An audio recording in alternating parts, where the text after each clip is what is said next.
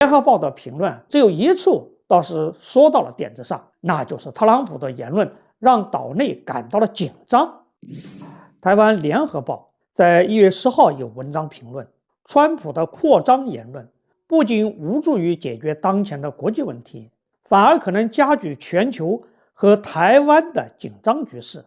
对于中国大陆而言，美国可以军事占领格陵兰，那中国大陆军事占领台湾岂不更名正言顺了吗？我不得不说这个观点有失偏颇。说特朗普的扩张言论加剧了全球紧张局势，那还说得过去，因为特朗普想获得格陵兰岛、巴拿马运河、加拿大，确实是侵略、扩张、霸权主义。但说加剧台海紧张局势，还质疑武统的正当合法性，那就有点胡说八道了。因为有没有特朗普巧取豪夺别国领土这件事儿，大陆都有权用军事手段解决台独分裂问题。我们早就声明过，坚持一国两制、和平统一，但不承诺放弃使用武力。特朗普的言论与我们解决台湾问题没有任何可比性。他是强取豪夺，我们是名正言顺；他是非法图谋，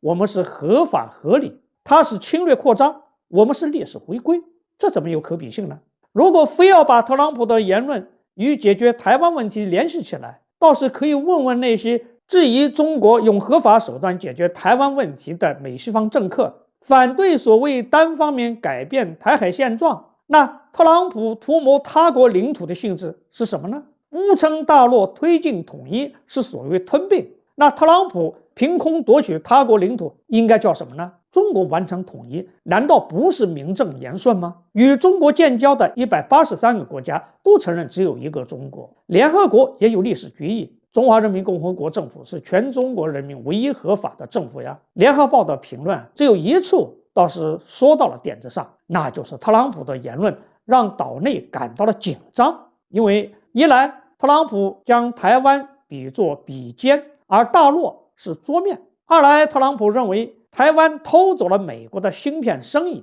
三来特朗普认为要美国保护台湾必须要交保护费。在商人特朗普的眼里面，什么都可以交易，台湾当然也不例外。民进党当局自视自己有什么了不起的战略地位，那不过是高估自己而已。当台湾失去利用价值的时候，那就是美国抛弃台湾之时。特朗普的扩张言论非法无效，但中国推进统一的进程无可厚非。好，这个话题就聊到这儿，欢迎大家继续关注王宇评论，下一期再见。